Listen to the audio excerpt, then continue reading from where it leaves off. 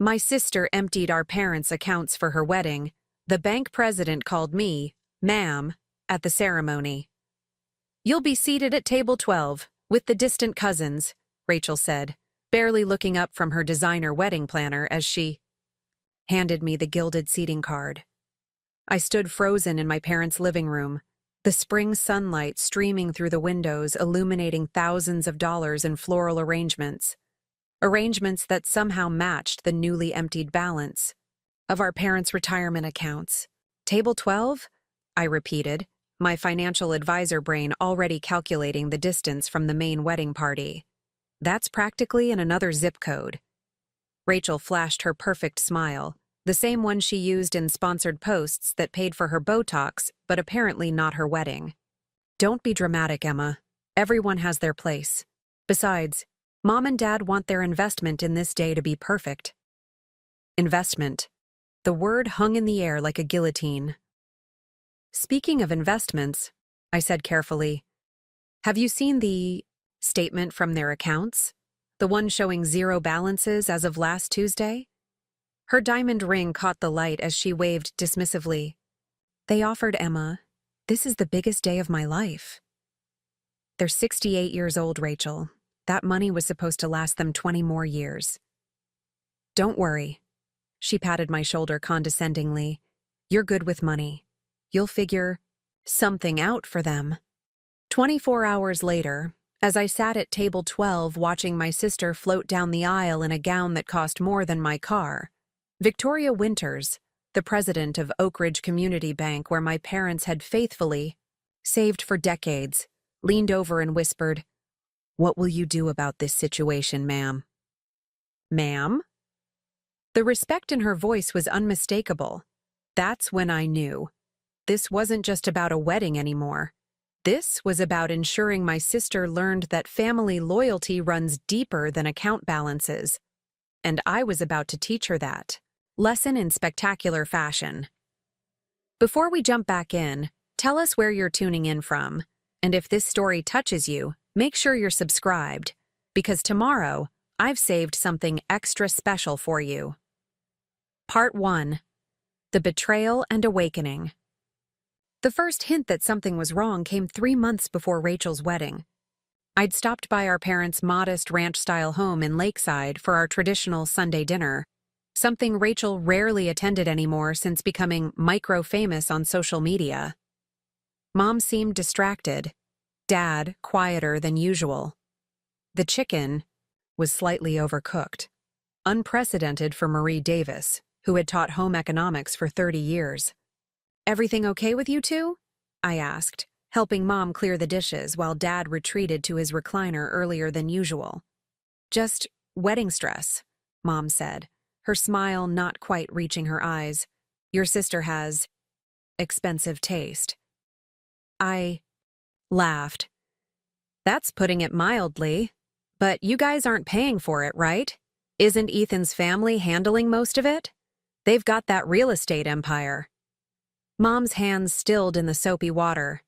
Well, we wanted to contribute. It's our daughter's wedding. Something in her tone made me pause. Mom, how much are you contributing?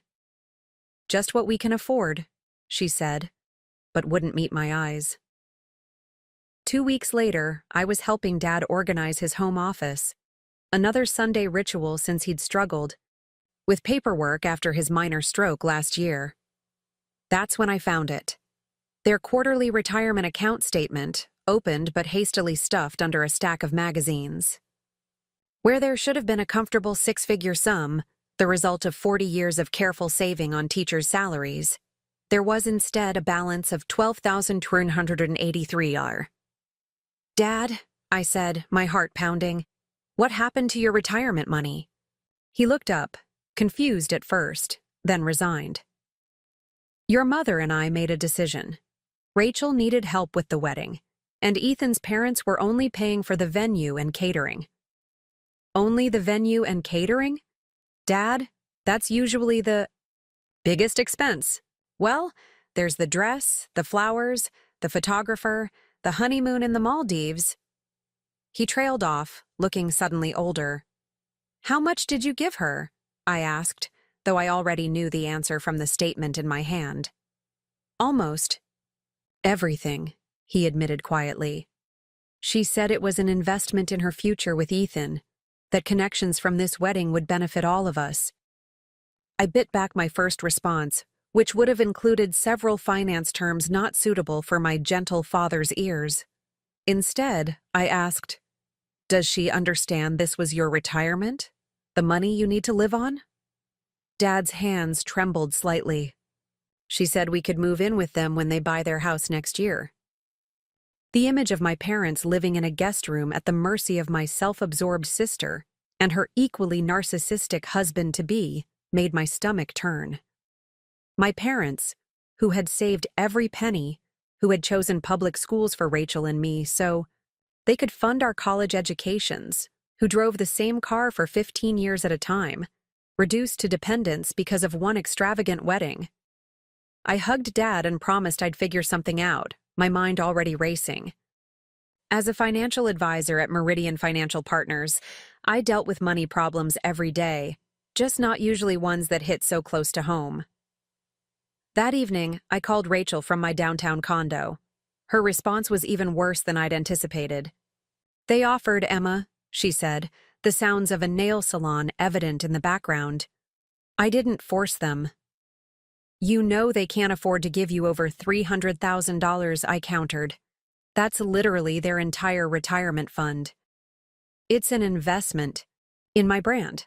Once Ethan and I are married, my influencer partnerships will triple. His family knows everyone in Chicago."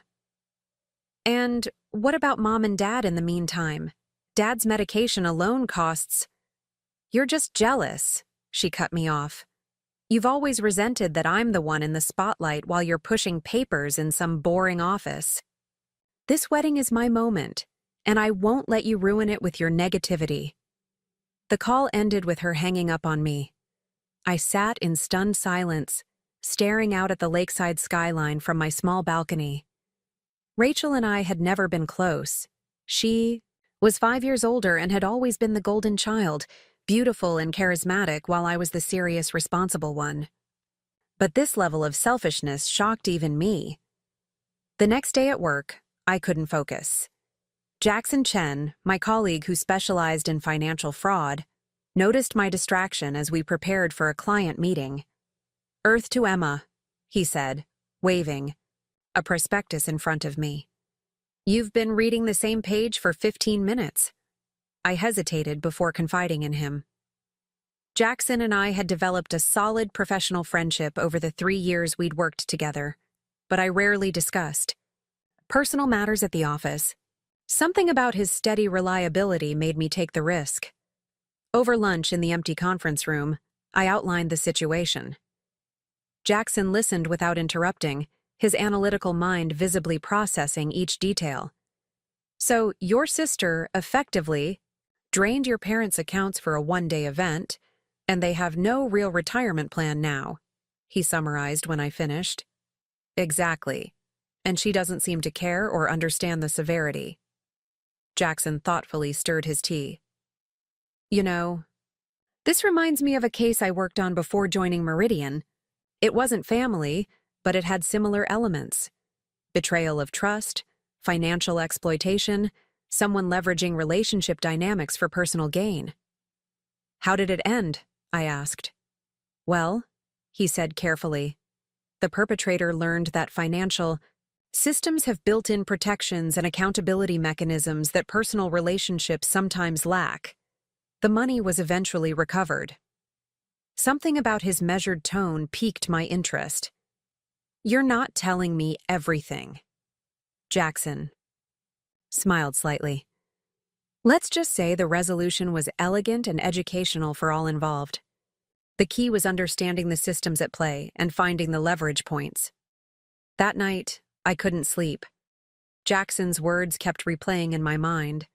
Systems, leverage points, elegant resolution. By morning, the first seedlings of a plan had taken root. Over the next week, I did something I'd never done before. I took 5 personal days from work. My boss was surprised. I hadn't taken a vacation in 2 years, but approved it immediately. My spare bedroom, usually reserved for occasional visits from college friends, transformed into what looked like a scene from a detective show. Financial statements, wedding vendor contracts, and family photos covered every surface. I started with the basics. How had Rachel actually transferred the money? A visit to my parents' house revealed the answer through bank statements and electronic transfer confirmations. Rachel had accompanied Mom and Dad to Oak Ridge Community Bank, where they'd banked for 30 years, and helped them execute a series of transfers to vendors for the wedding. But something wasn't right about the amounts. A $45,000 transfer for flowers, $22,000 for a photographer, $38,000 for a wedding dress. The numbers seemed inflated even for a luxury wedding. And then there were transfers to accounts I didn't recognize, with vague descriptions like wedding coordination and event management. Preparing and narrating this story took us a lot of time, so if you are enjoying it, subscribe to our channel. It means a lot to us. Now back to the story. I needed more information, but I couldn't get it from my parents without alarming them further. That's when I remembered Victoria Winters, the president of Oak Ridge Community Bank. Mom and Dad had known her for years. She'd even attended my college graduation party. Victoria agreed to meet me for coffee away from the bank. Her face registered immediate concern when I explained the purpose of our meeting. I was there when they made those transfers, she confirmed, her elegant gray bob swinging as she shook her head. I tried to counsel them, Emma. I really did.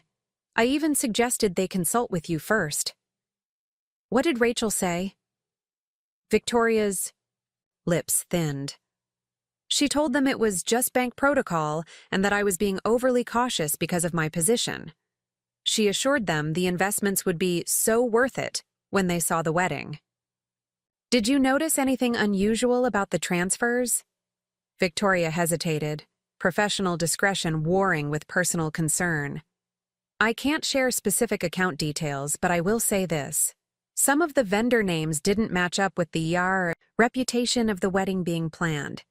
The florist, for instance. I know the premium florists in Lakeside, and Bloom Concepts isn't one of them. I felt a chill. Would you recognize the name of Rachel's wedding planner? Sophia Reynolds, Victoria said immediately.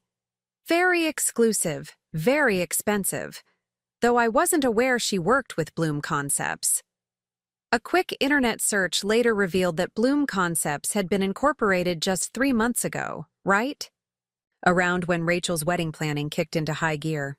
Its registered address was a P.O. box, and its only client appeared to be my sister's wedding. That evening, I called Olivia Torres, my best friend since college, and the only person in my social circle who had remained uncharmed by Rachel over the years. I need a favor, I said when she answered. It's about Rachel's wedding. Let me guess, Olivia replied. You need emotional support to get through watching her marry that walking cologne advertisement? I laughed, despite myself. Not exactly, I need information. You work in event marketing. Do you know anyone in the high-end wedding industry who might talk to me about standard pricing and vendors? Olivia's connections proved invaluable. By the end of the week, I had a clear picture of what a luxury wedding should cost in Lakeside, and the numbers didn't match what had left my parents' accounts. Even accounting for the most extravagant options, there was still nearly $100,000 unaccounted for. The next piece fell into place when Jackson forwarded me an article about social media influencers laundering money through fake business expenses. Thought this might be relevant to your situation, his email said simply. I stared at my evidence wall, connecting threads between bank statements, vendor information, and Rachel's recent social media posts. As a financial advisor, I was trained to spot patterns, to follow money trails, to understand the stories that numbers tell. And the story here was becoming clearer. Rachel hadn't just accepted my parents' retirement money for her wedding. She had inflated costs, created shell vendors, and likely pocketed a significant portion for herself. But why? Rachel and Ethan weren't hurting for money. Her influencer deals brought in substantial income, and his family was genuinely wealthy. The answer came from an unexpected source: my mother. During a quick visit to drop off groceries, I found her looking through old photo albums. "Remember this?" she asked, pointing to a picture of Rachel at 18, holding up an acceptance letter. She was so excited to get into Parsons School of Design. I nodded, remembering the day clearly. Rachel had dreamed of becoming a fashion designer, had even shown remarkable talent for it. "Sometimes I wonder what would have happened if we could have afforded it," Mom said wistfully. "But with your father's medical bills that year, and the roof repair." The realization hit me like a thunderbolt. Rachel had been forced to attend the state university instead, where she'd abandoned design for marketing and discovered her talent for self-promotion. While I had received a full scholarship to Northwestern 4 years later, Rachel had always had to compromise on her dream.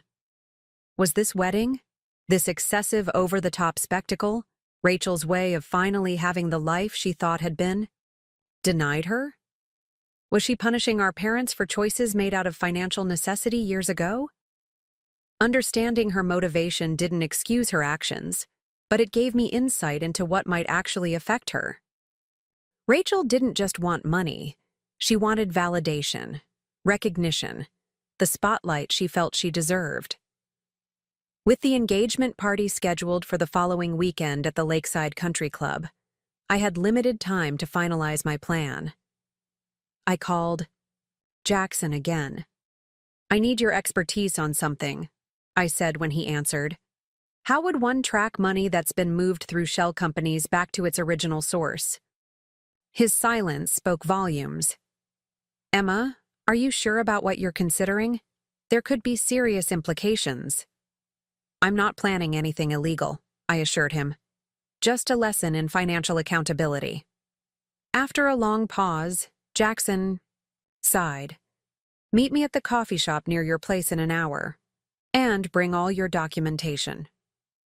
By the time the engagement party arrived, I was ready. The Lakeside Country Club ballroom sparkled with champagne flutes and designer outfits. Rachel held court near the dance floor, resplendent in a white jumpsuit that probably cost more than my monthly rent.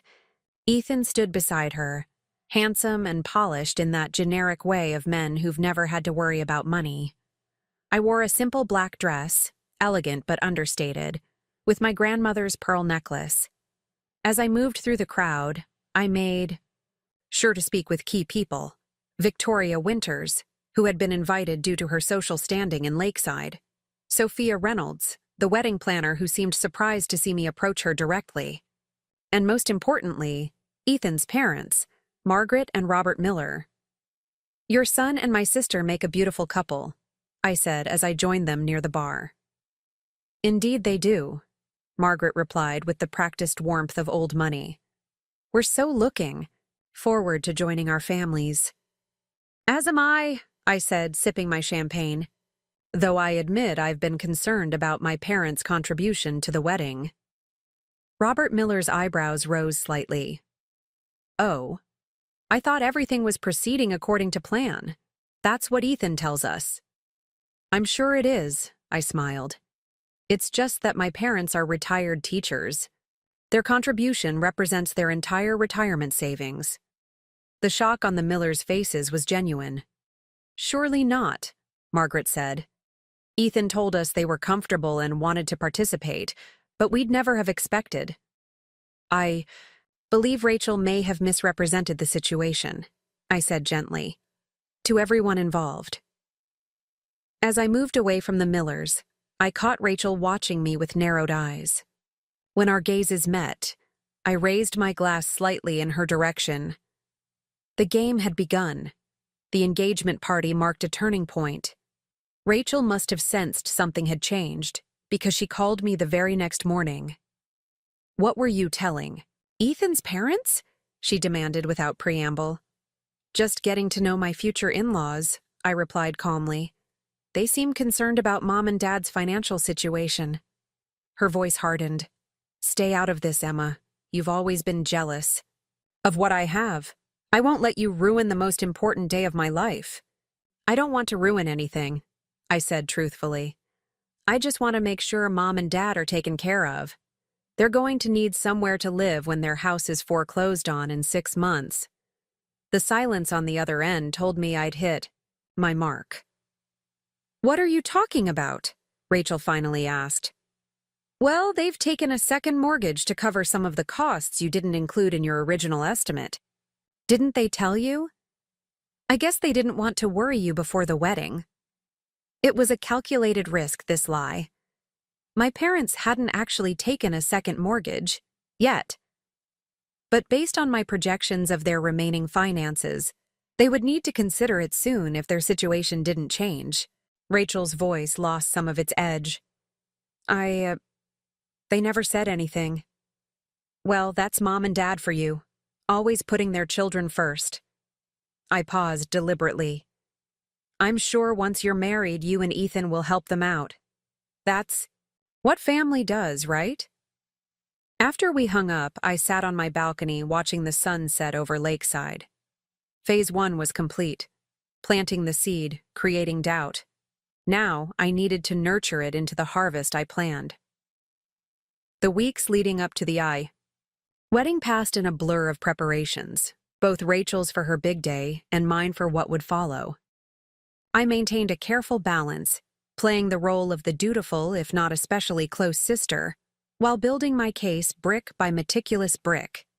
I volunteered to help with various wedding tasks, which gave me access to vendor contracts and payment schedules. I spent time with my parents, subtly documenting their financial situation and gathering evidence of the transfers. I even joined Rachel for a bridesmaid's lunch, where I listened attentively as she boasted about the wedding details to her fashionable friends. The flowers alone are setting us back $50,000, she told them, not noticing my slight smile at the confirmation of the inflated figure I'd already uncovered. All the while, I worked with Jackson to trace the money trail, following it through the shell companies Rachel had created back to several personal accounts. The picture that emerged was worse than I'd initially suspected. Of the $340,000 my parents had transferred, nearly $120,000 had been diverted to accounts only Rachel could access. 3 days before the wedding, Victoria Winters called me. Emma? I've been reviewing some information based on our conversation, and I think we need to meet. Today, if possible. We met at her office after hours. Victoria looked troubled as she closed the door behind me.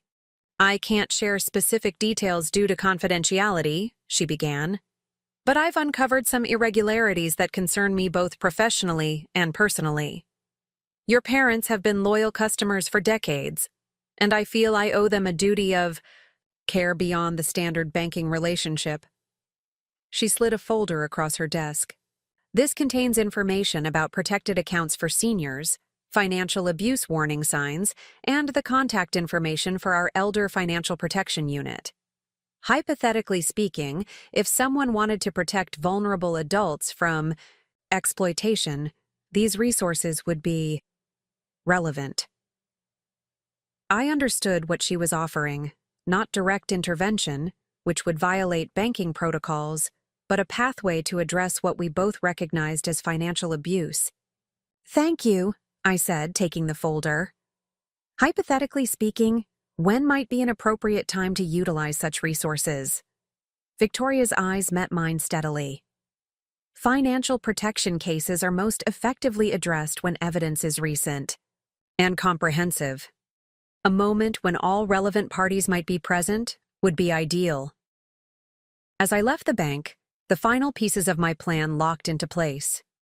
Rachel had chosen the opulent Lakeside Grand Hotel for her wedding, a venue that regularly hosted dignitaries and celebrities. The ceremony would take place in the garden pavilion overlooking the lake, followed by a reception in the grand ballroom. Over 300 guests had been invited, including local society figures, Ethan's business connections, and Rachel's social media collaborators. It would be, as Rachel had repeated endlessly, the event of the season. The morning of the wedding dawned clear and perfect as if even the weather was following Rachel's carefully curated plan. I arrived early at my parents' house to help them prepare, my heart aching at the sight of Mom carefully counting cash from an envelope for the hairdresser's tip, a small amount she clearly couldn't afford to spare. "You look beautiful," I told her as she fussed with her conservative blue dress, the one she'd worn to my college graduation and carefully preserved for special occasions. "Do you think it's too plain?" she asked anxiously. Rachel said most of the mothers would be wearing designer outfits. "It's perfect," I assured her, helping her fasten her single strand of pearls, a 30th anniversary gift from Dad that she treasured. "You look elegant and appropriate." At the venue, chaos reigned. Rachel was sequestered in the bridal suite, surrounded by her 6 bridesmaids, a makeup artist, a hairstylist, a photographer, and a videographer. I was allowed in briefly to deliver Mom's handkerchief, something borrowed for the ceremony, and found my sister transformed into a vision, in white satin and lace, her dress cascading around her like a cloud. For a moment, seeing her there in the late morning light, I hesitated. She looked genuinely happy, her expression softer than I'd seen it in years. Was I really going to disrupt what should be the happiest day of her life? Then I noticed the fresh flowers being delivered to the suite, arrangements that certainly hadn't cost the $45,000 that had left my parents' account, and my resolve hardened. This wasn't about ruining Rachel's day. It was about justice for our parents and perhaps a long overdue lesson for my sister. The ceremony was scheduled for 4 p.m. At 3:30, guests began filing into the garden pavilion, where rows of white chairs faced an arbor dripping with orchids and roses. I helped seat my parents in the front row, reserved for immediate family, then took my assigned position at the far end of the second row, close enough to be family, far enough to signal my peripheral importance to the bride. Victoria Winters arrived in a tasteful gray suit, her position as a respected community figure earning her a seat in the 5th row. Our eyes met briefly as she took her place, her slight nod confirming that everything was prepared. As the string quartet began playing and the procession started, I surveyed the gathered crowd. Ethan's parents sat opposite mine, elegant and composed. The wedding party lined up, the groomsmen in classic black tuxedos, the bridesmaids in varying shades of blush that complemented their carefully selected bouquets.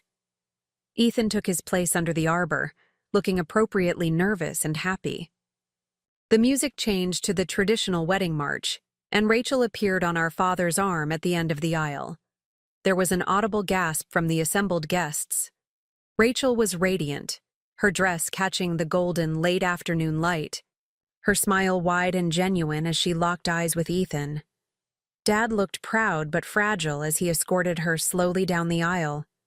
The cost of this moment, this walk, this dress, this entire spectacle, was written in the new lines around his eyes, the slight tremor in his hand as he placed Rachel's fingers into Ethan's waiting palm. The ceremony proceeded beautifully. The officiant spoke of love and commitment. Rachel and Ethan exchanged heartfelt vows. Rings were presented on a satin pillow by Ethan's young nephew. As they sealed their union with a kiss, applause erupted from the guests. I joined in, clapping as the newlyweds turned to face their friends and family for the first time as husband and wife. Rachel's eyes swept the crowd, absorbing the adoration, until they landed briefly on me.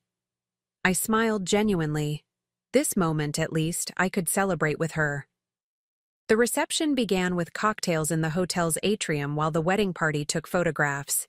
I mingled appropriately, congratulating Ethan's parents, chatting with distant relatives, and positioning myself near the entrance to the grand ballroom where dinner would be served.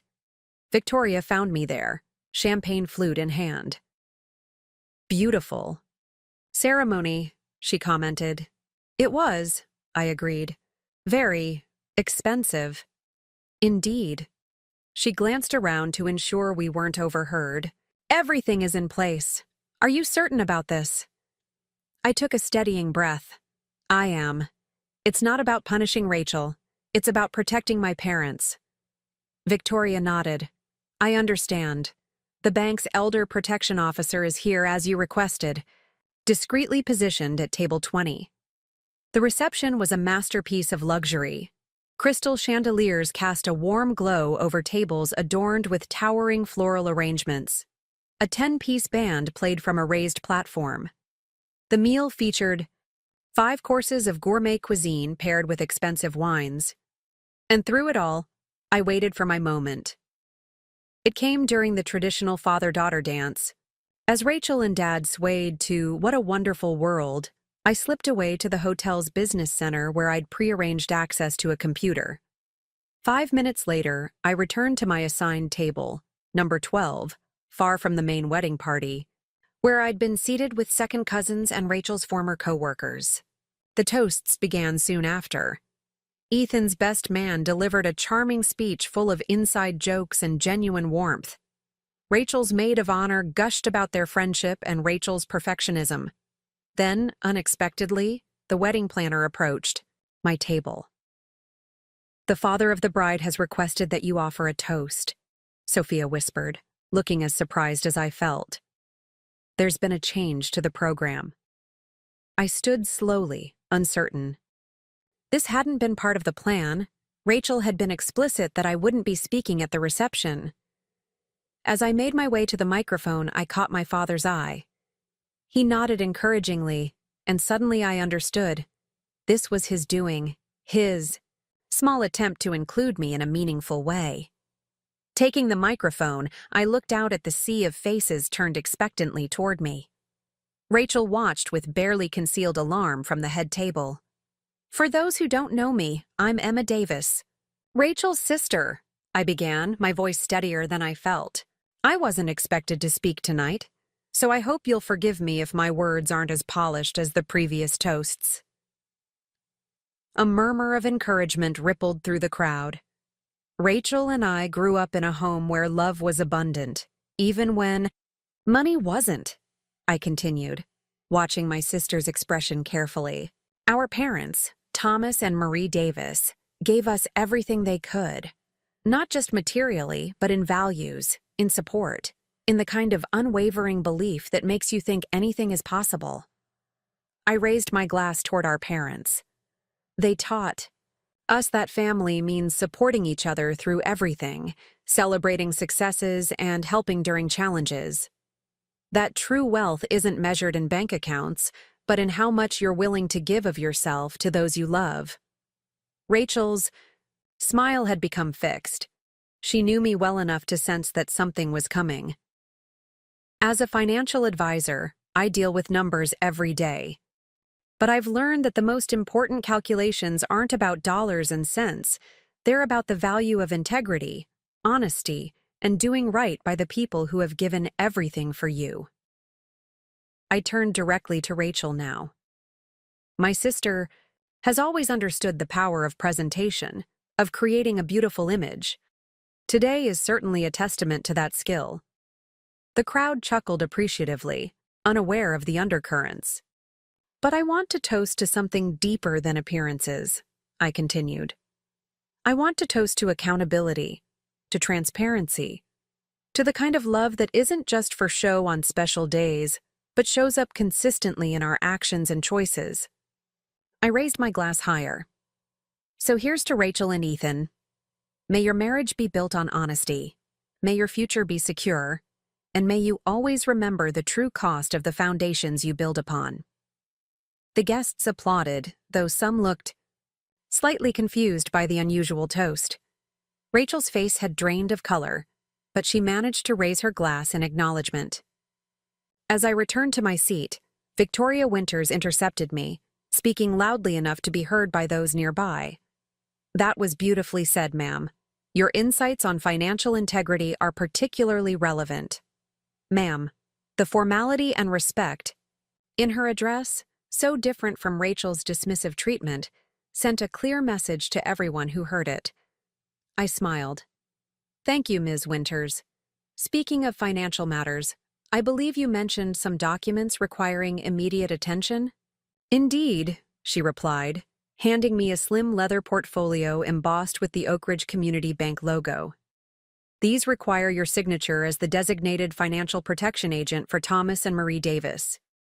And there it was, the culmination of weeks of planning, the protection I'd arranged for my parents without their knowledge, the legal mechanism that would freeze the remaining wedding transfers and begin the process of investigating the financial exploitation.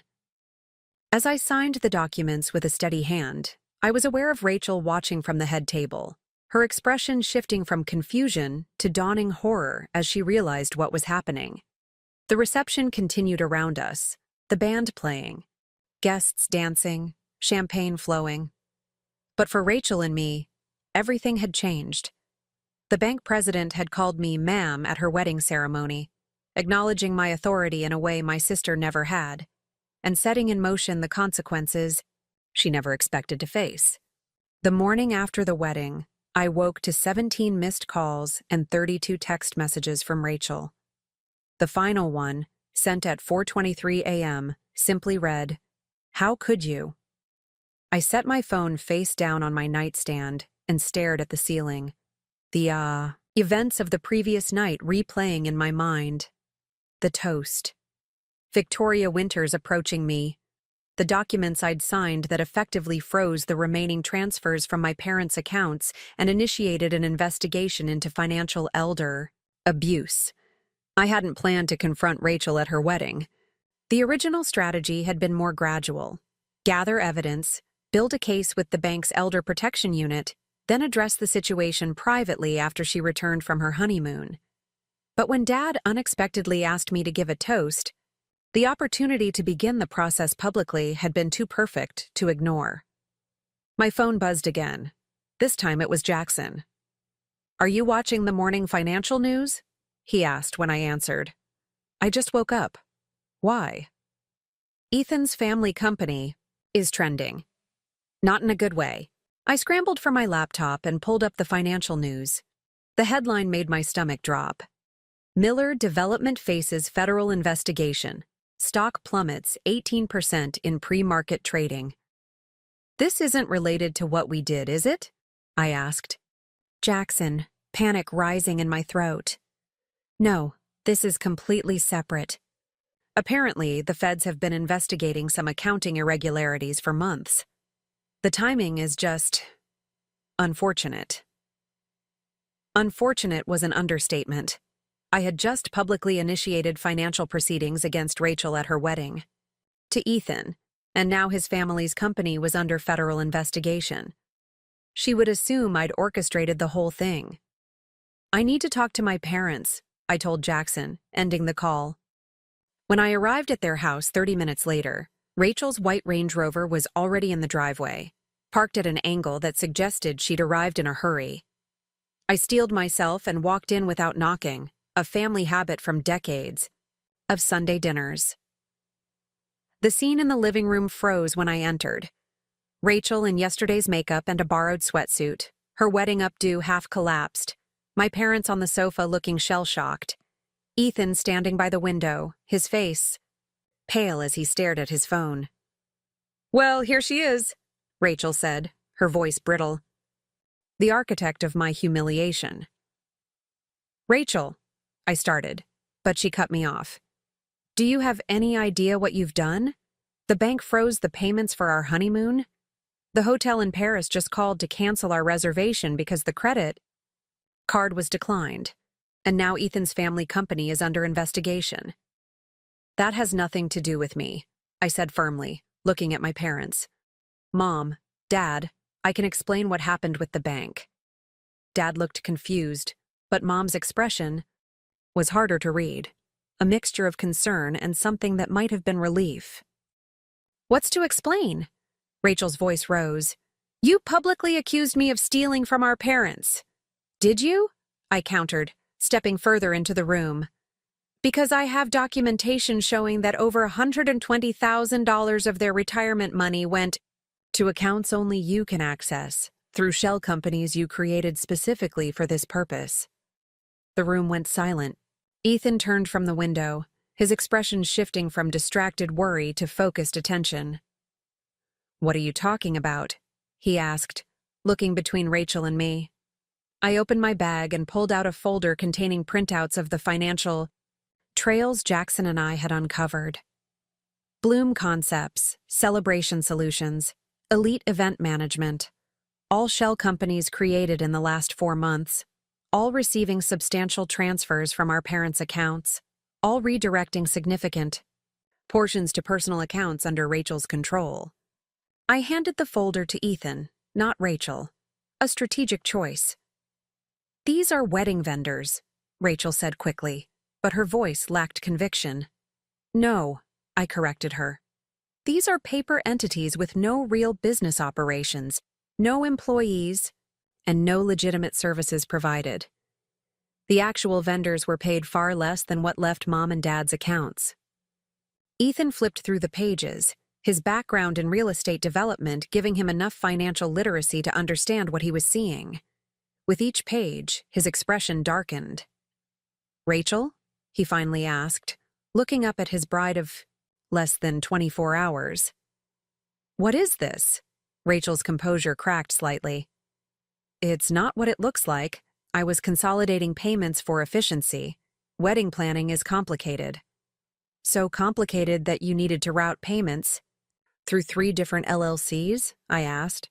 "So complicated that the florist who received $45,000 from Mom and Dad's account actually billed $18,000 for the arrangements we saw yesterday?" Mom gasped. Dad slumped further into the sofa. "You should go," Rachel snapped at me. "This is between me and my husband and our parents." "Your parents who now have $12,183 to live on for the rest of their lives?" I countered. "Their house is paid off, thank goodness, but Dad's medication alone costs $100 a month. Their property taxes are $8,000 a year. How exactly were you planning to help them manage?" "We were going to help them," Rachel insisted, looking to Ethan for confirmation. "Once we were settled." Ethan's expression had turned unreadable. "I think I need some air," he said quietly, setting down the folder and walking out the front door without looking at any of us. Rachel stared after him, then turned on me with fury. "See what you've done? You've ruined everything." "No, Rachel. You did that when you took advantage of Mom and Dad's love for you." She turned to our parents, her expression morphing into one of wounded innocence. "You offered to help with the wedding. You wanted to give me my special day. Tell her, Mom." Mom's gaze dropped to her hands, twisted in her lap. "We did want you to have a beautiful wedding, honey, but we thought it would cost maybe $50,000. We had no idea it would be everything we had. And you never told us exactly how much was being transferred," Dad added, his voice stronger than I'd expected. "Each time it was just another vendor payment, another deposit. We never saw the total until Emma showed us the statements." Rachel's strategy shifted visibly. "Okay, maybe I wasn't transparent enough about the costs. That's on me. But these accusations about shell companies and stealing? Emma's just jealous. She's always been jealous of me, of my life, of my success." It was an old tactic, one that had worked throughout our childhood, painting me as the jealous younger sister, the serious one who resented Rachel's beauty and charisma. I waited for my parents to fall into the familiar pattern of soothing Rachel's wounded feelings while dismissing mine. But something had changed. "Stop it, Rachel," Mom said, her voice quiet but firm. "This isn't about jealousy. This is about what you did with our money." Rachel blinked, seemingly as shocked by Mom's response as I was. "I've suspected something wasn't right for weeks," Mom continued. "The way you dodged questions about costs, the way you pressured us to make transfers immediately, without time to consider. But I kept telling myself you wouldn't take advantage of us like that." Rachel's eyes filled with tears. "I wasn't taking advantage. I was building my brand, securing our future. This wedding was an investment, in connections, in opportunities." "In yourself," Dad corrected gently. "Not in us. Not in your relationship with Ethan, who clearly had no idea what you were doing." Rachel's tears spilled over, smearing her day-old mascara. For a moment, I felt a pang of sympathy. Despite everything, she was still my sister. But then I thought of my parents, who would now spend their retirement years in financial anxiety instead of the comfort they'd worked decades to secure. "Here's what's going to happen," I said, keeping my voice level. "The bank has frozen the SI. Remaining transfers pending an investigation into financial elder abuse. That's standard procedure when there's evidence of exploitation. But there's an alternative path." All eyes turned to me. "You can return the money, Rachel. All of it. The funds that went to your personal accounts, the inflated vendor payments, everything. If you do that voluntarily, we can request that the bank halt the formal investigation." "I don't have it," Rachel said immediately. "It's spent." "The wedding costs nowhere near $340,000, I finished for her. "Even the most extravagant estimate puts it at around $150,000, based on the actual vendor contracts I've reviewed. The rest is recoverable." "And if I can't recover it?" she challenged. "Then the bank's investigation continues. The police become involved. Financial elder abuse is a criminal offense in Illinois, Rachel." Her face paled. "You would do that to me? Your own sister?"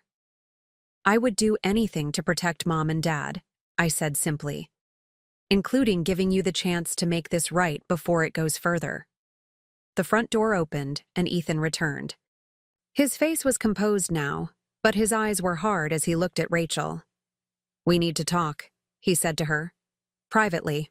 As they moved toward the kitchen, I heard him say in a low voice, "Is this why you insisted on handling all the wedding financials yourself?" I turned back to my parents once Rachel and Ethan were out of earshot. "I'm sorry I didn't tell you about the investigation before I initiated it. I was trying to gather all the evidence first." Dad reached for my hand. "You did what you thought was necessary to protect us, just like you always have." "But at Rachel's wedding?" Mom asked, her voice pained. "Couldn't it have waited until after?" I sighed. "It wasn't supposed to happen like that. The original plan was to address everything after they returned from their honeymoon. But when Dad asked me to give a toast, and Victoria approached me about the documents needing immediate signature, I trailed off. I made a judgment call. Maybe it was the wrong one." Mom nodded slowly. "Maybe. But I understand why you did it." She looked toward the kitchen where Rachel's voice was rising in what sounded like a defensive explanation to Ethan. "I just hope we can find a way through this as a family." The hope in her voice nearly broke me. My parents, always believing the best of their children, always seeking reconciliation even in the face of profound hurt. "We'll try," I promised, though I had serious doubts about Rachel's capacity for the kind of accountability this situation demanded. The next 3 days unfolded in a blur of financial analysis, legal consultations, and family tension.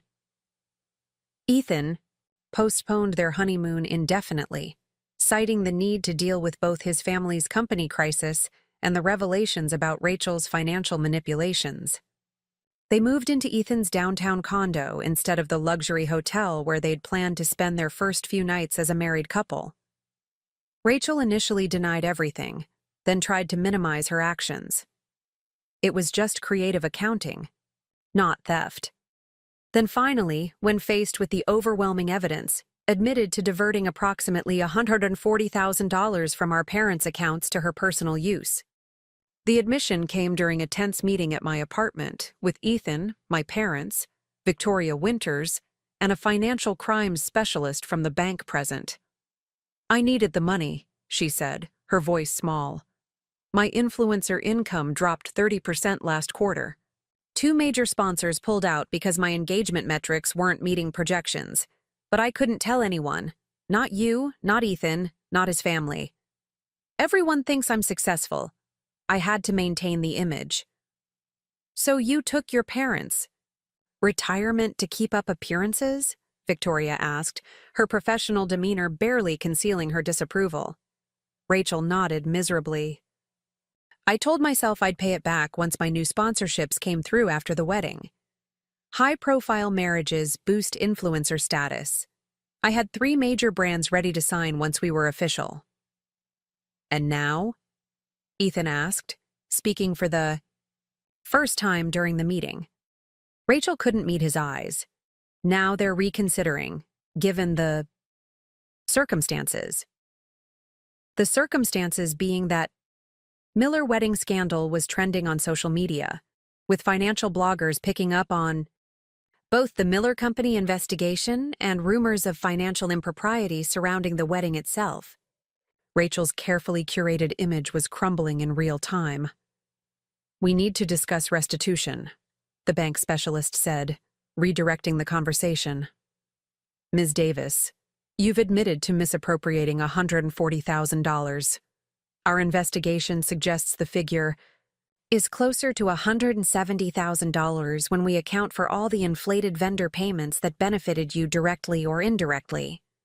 Rachel looked to Ethan, who had maintained a stony silence throughout most of the meeting. I can't repay it immediately, she admitted. Most of what I took went to paying off past debts and padding my lifestyle to maintain appearances. I'll cover it, Ethan said suddenly. All eyes turned to him. I'll transfer the full amount to Thomas and Marie's account today. Consider it a loan to my wife, to be repaid on terms we'll determine privately. The relief on my parents' faces was palpable. The bank specialist nodded, making a note in her file. With full restitution, the Davises may choose not to pursue criminal charges, she said. However, the bank will maintain a financial protection order on the accounts for at least 6 months, requiring additional verification for any large transfers. That's reasonable, I agreed, looking at my parents for confirmation. They nodded. There's something else, Ethan added, his voice firm. I want a complete financial disclosure from Rachel. Every account, every debt, every source of income. No more secrets. Rachel looked stricken. Ethan, my finances are complicated because of my business. That wasn't a request, he cut her off. It's a condition of my covering this money. Full transparency starting today. As the meeting concluded and everyone except Rachel and me filed out of my apartment, I felt a weight lifting. My parents' retirement funds would be restored. The bank's protective measures would prevent future exploitation. The worst of the crisis had been averted. Rachel remained seated at my dining table, staring at her hands. You must be happy, she said when we were alone. You've exposed me as a fraud, humiliated me publicly, and forced Ethan to see me at my worst. I sat across from her. That wasn't my goal, Rachel. No? Then what was your goal exactly? To protect Mom and Dad, to make sure they don't spend their retirement in poverty because of choices you made. She looked up, her eyes red-rimmed but dry. You could have handled it privately. You didn't have to create a spectacle at my wedding. You're right, I admitted. The timing was unfortunate. I should have waited until after the ceremony. Something flickered in her expression, surprise at my concession, perhaps. Why did you do it? I asked after a moment. Take their money, I mean. You must have known they couldn't afford to give you their entire retirement savings. Rachel was quiet for so long I thought she might not answer. When she finally spoke, her voice had lost its defensive edge. Do you remember when I got accepted to Parsons? How excited I was. I nodded. It had been one of the few times I'd seen my normally poised sister truly ecstatic. That was supposed to be my beginning, my chance to build something real. A design. Career. A legitimate business. She twisted the new wedding ring on her finger. But then we couldn't afford it, and I ended up at State studying marketing instead. And I was good at it, especially the self-promotion part. So I leaned into that, building this influencer persona. You've been successful at it, I pointed out. She laughed bitterly. It's smoke and mirrors, Emma. I'm successful at appearing successful. The reality? I'm $86,000 in debt, not counting what I took from mom and dad. My engagement numbers have been dropping for months. I'm one algorithm change away from irrelevance. And the wedding? Was supposed to fix everything. Marry into the Miller family, gain their connections, boost my profile with a fairy tale ceremony, leverage the publicity into bigger sponsorships. She sighed. And yes, take some financial pressure off. I didn't start out planning to take their whole retirement. It just escalated. Each transfer was so easy, and they never questioned anything. The sadness in her voice seemed genuine, but I'd learned not to take Rachel's performances at face value. That doesn't excuse what you did, I said. I know. She met my eyes directly. But it might help explain it. I was desperate, Emma. Drowning in debt, watching my career implode in slow motion, trying to maintain this perfect image for everyone. Ethan, his family, my followers, mom and dad. For the first time in our adult lives, I felt I was seeing the real Rachel. Not the golden child, not the charismatic influencer, but a frightened woman who'd built her life on appearances she could no longer sustain. What will you do now? I asked. She shrugged, a surprisingly inelegant gesture for someone who carefully choreographed every movement for social media. Try to save my marriage for starters. Ethan is... She hesitated. Not who I expected him to be in a crisis. Better or worse? Different. I thought he'd be furious, ready to annul the marriage. Instead, he's coldly practical. The financial disclosure, the repayment plan, it's like he's handling a troubled business acquisition, not a personal betrayal. I thought of Ethan's family's company, now under federal investigation. Maybe that's how he's been taught to handle crises. Rachel nodded slowly. Maybe. The question is whether our marriage can survive this level of disclosure. I never wanted him to see the real me. The real you isn't just what you did with mom and dad's money, I said, surprising myself with the attempt at comfort. That was a terrible choice, but it's not the sum total of who you are. She looked at me with genuine curiosity. When did you get so philosophical? Probably around the time I started turning my spare bedroom into an amateur financial crimes investigation unit. A startled laugh escaped her. God, we're a mess, aren't we? The influencer who's actually broke and the responsible financial advisor who goes vigilante. It wasn't really funny, none of this was, but I found myself smiling anyway. For a brief moment, we weren't adversaries or even older and younger sisters with our typical dynamics. We were just two women acknowledging the absurdity of the situation we found ourselves in. The moment passed quickly. Rachel stood, gathering her designer handbag. Authentic or counterfeit, I now wondered. Ethan's waiting downstairs. We have a meeting with his family's lawyers about the company situation. She hesitated at the door. For what it's worth, I am sorry about mom and dad. I never meant to leave them with nothing. Intentions matter, I acknowledged, but actions matter more. Make this right, Rachel. Not just the money, though that's essential, but the trust you've broken. She nodded, a gesture that might have been genuine or might have been another performance. With Rachel, it was always hard to tell where the act ended and the real person began.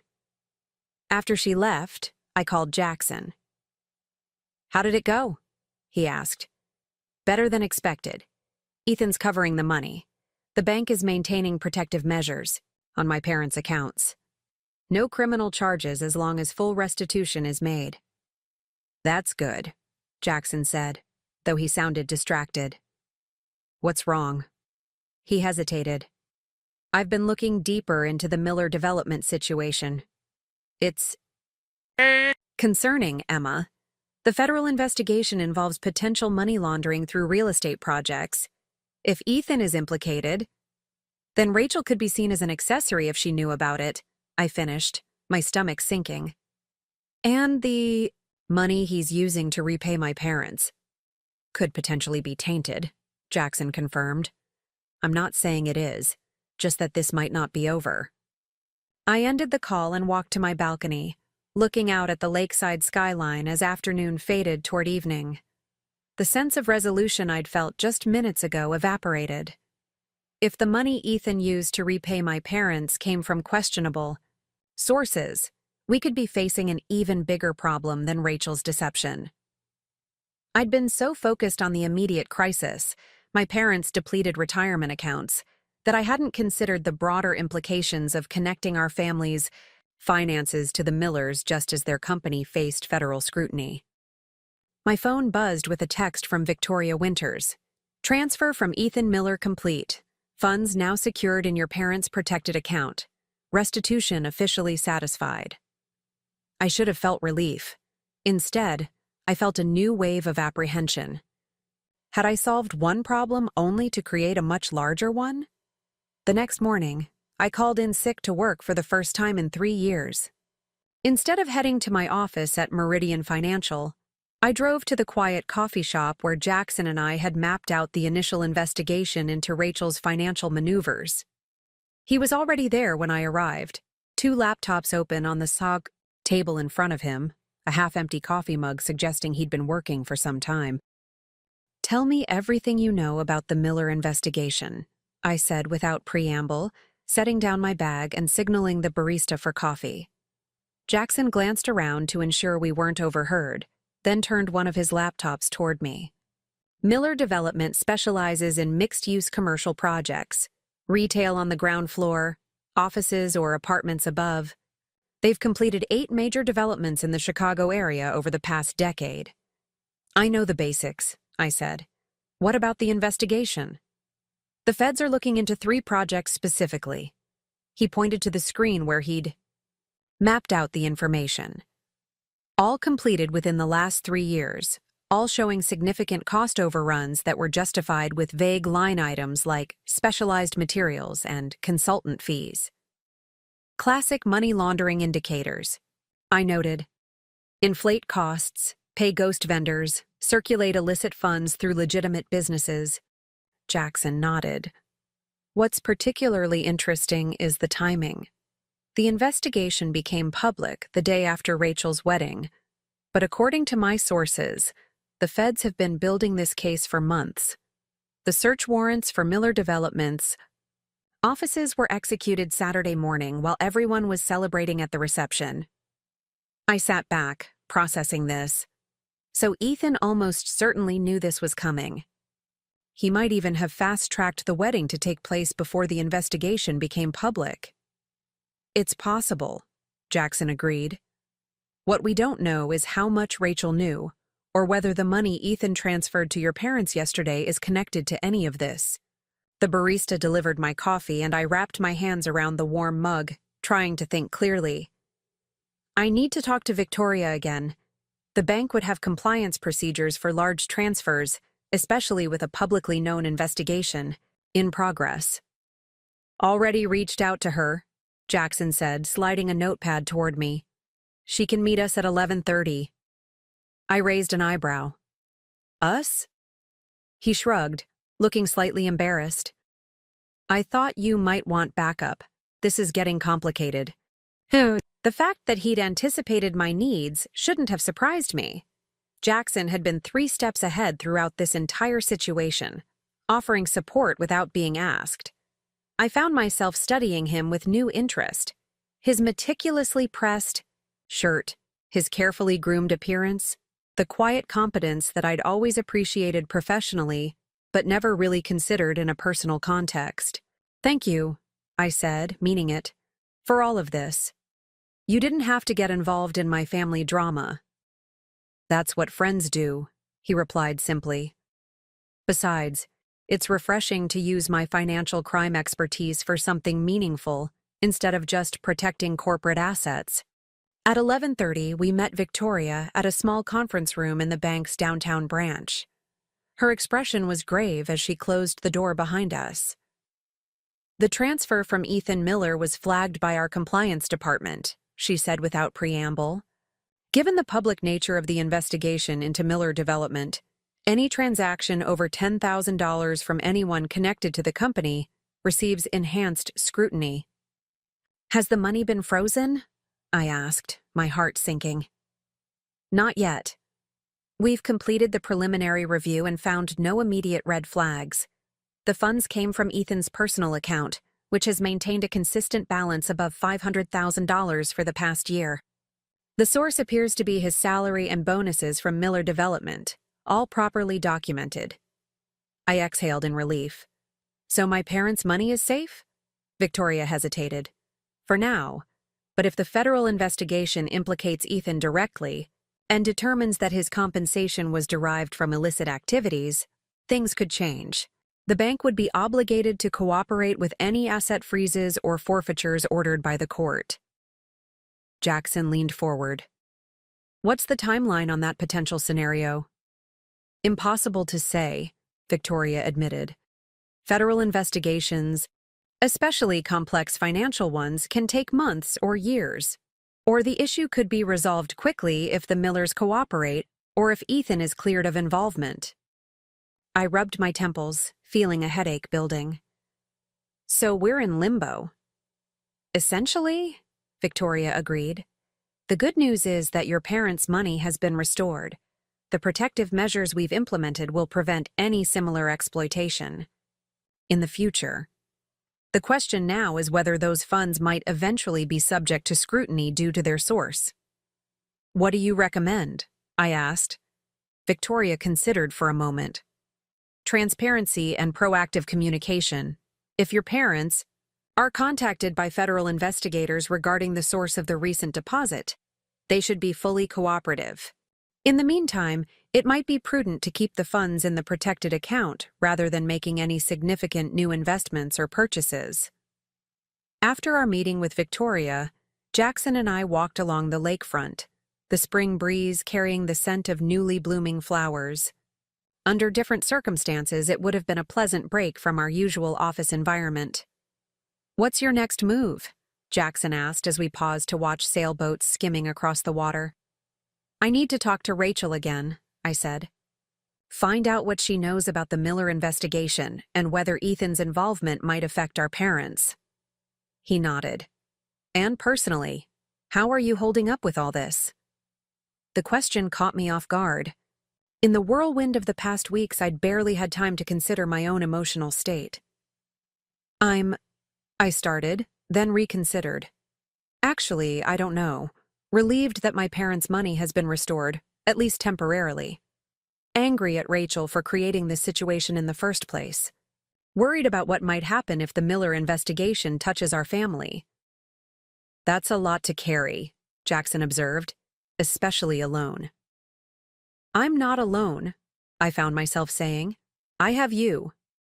The words hung between us, carrying more weight than I'd intended. Jackson's expression softened, and for a moment I thought he might reach for my hand. Instead, he adjusted his glasses in a gesture I was beginning to recognize as a nervous habit. Yes, he said simply. You do.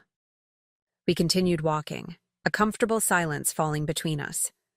For the first time since discovering my parents' depleted accounts, I felt something other than anxiety and determination.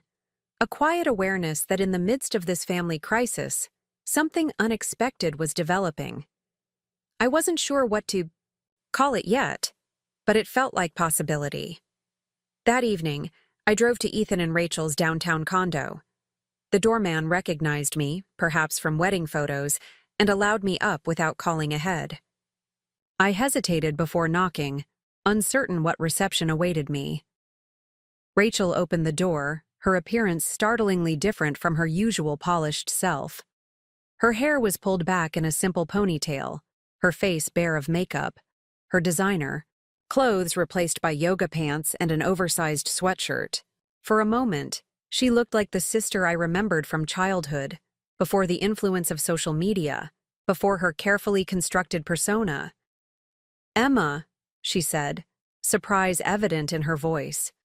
What are you doing here? We need to talk, I said, about Ethan's family company and how it might affect the money he transferred to Mom and Dad. Her expression shifted from surprise to resignation. "You'd better come in."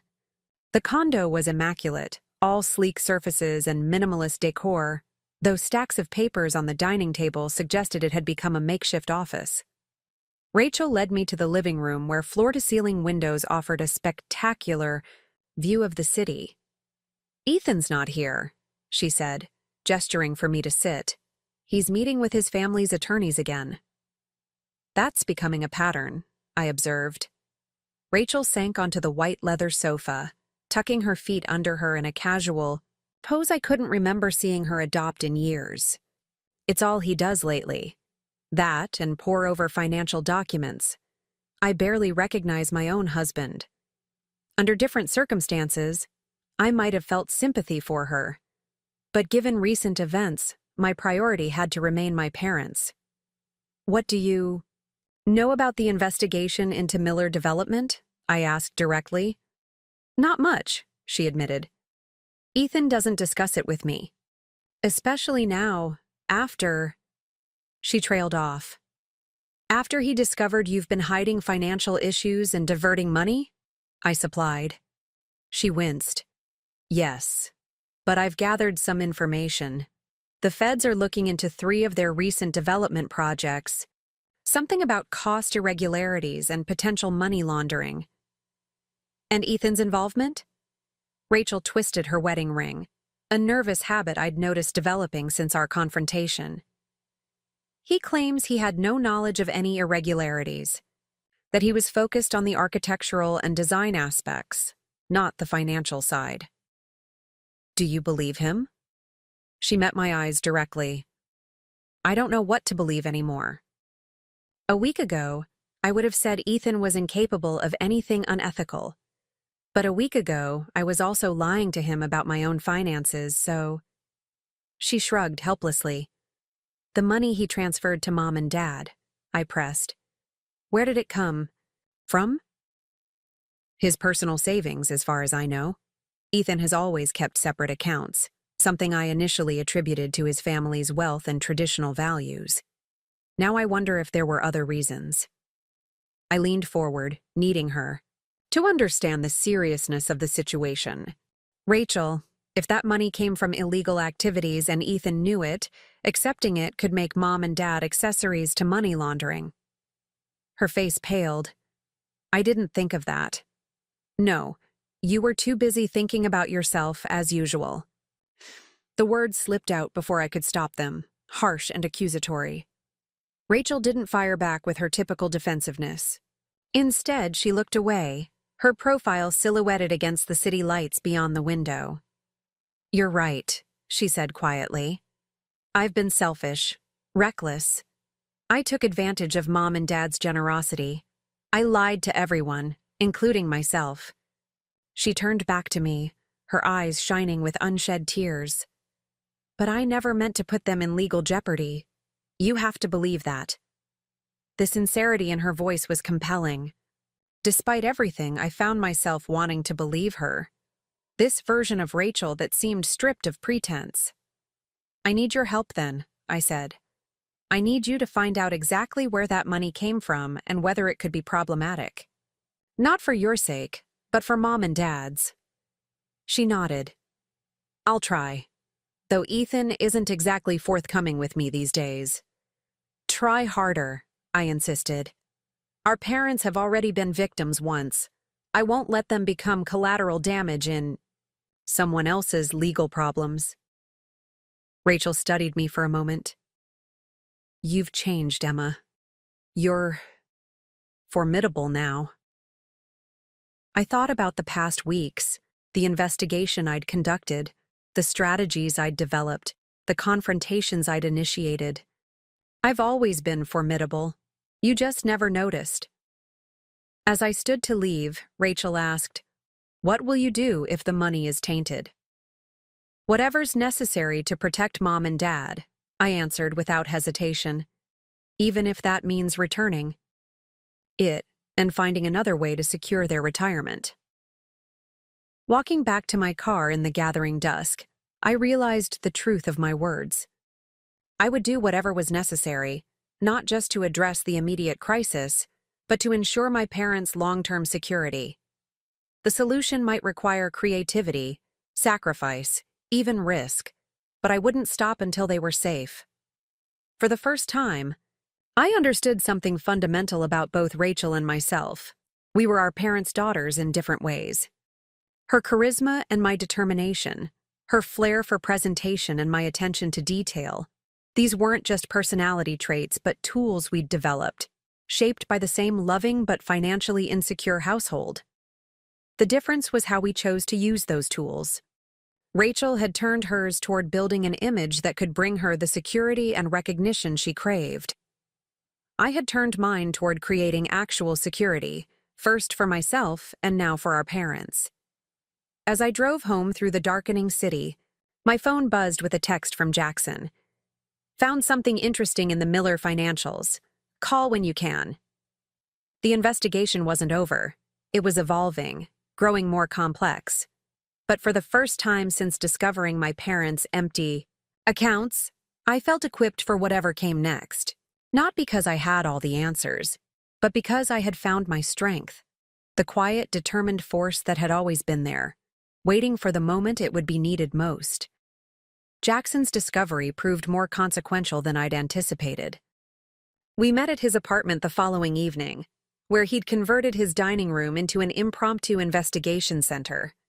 Multiple monitors displayed financial records, corporate filings, and news articles about Miller development. I've been tracking money flows through the Miller Company's projects, he explained, handing me a mug of tea. Something caught my attention in their Riverside Plaza development. He pulled up a spreadsheet showing contractor payments for the commercial property Ethan's family had developed 3 years earlier. See this vendor? Sterling Design Consultants? Jackson pointed to a series of payments totaling over $2 million. They received substantial fees for interior design concepts and implementation. That seems high, but not necessarily suspicious for a luxury development, I noted. True, Jackson agreed. Except for 2 things. First, Sterling Design Consultants was incorporated just 2 weeks before receiving their first payment from Miller Development. And second, he clicked to another document. The company's registered agent is listed as R. Miller. I stared at the screen. R. Miller, as in Rachel Miller? That's not possible. She wasn't even engaged to Ethan 3 years ago. Not Rachel, Jackson clarified. Robert, Ethan's father. So the company had paid millions to a firm he himself controlled? That's textbook self-dealing. Exactly. But here's where it gets interesting. Jackson pulled up another document. Sterling Design Consultants subcontracted work to several other entities, including this one, Visionary Concepts LLC, registered to Rachel Davis, before she became Rachel Miller. The revelation hit me like a physical blow. Rachel was involved in Ethan's family business 3 years ago. She told me they only met 18 months ago at a charity gala. According to these records, Visionary Concepts received $420,000 from Sterling over a 6-month period. The company was dissolved shortly after the payments stopped. I sank into a chair, trying to process this information. So Rachel had a business relationship with Ethan's family years before they supposedly met. She received substantial payments that appear to be part of an arrangement the feds are now investigating. And she never disclosed any of this. That's my reading of the situation, Jackson confirmed. The question is whether these payments were for legitimate design work. Your sister did study design initially, right? Or whether they were part of the financial irregularities under investigation. My mind was racing. If Rachel received money that was part of a laundering scheme, even unknowingly, she could be legally exposed. And if she and Ethan have known each other for years through this business connection rather than meeting randomly at a gala, then their entire relationship narrative might be constructed, Jackson finished, potentially to serve some purpose related to the financial arrangements between their families. The implications were staggering, not just for my parents' money, but for everything I thought I knew about my sister's life. "I need to confront her," I said, reaching for my phone. Jackson placed his hand gently on my arm. "Wait. We should be strategic here. If Rachel has been deliberately hiding her connection to the Miller family, confronting her directly might cause her to destroy evidence or alert others. What do you suggest? We take this information to Victoria first. The bank needs to know about this potential connection, especially since Ethan's money is now in your parents' account. Then we approach Rachel carefully, perhaps with Victoria present as a neutral third party." I nodded, recognizing the wisdom in his approach.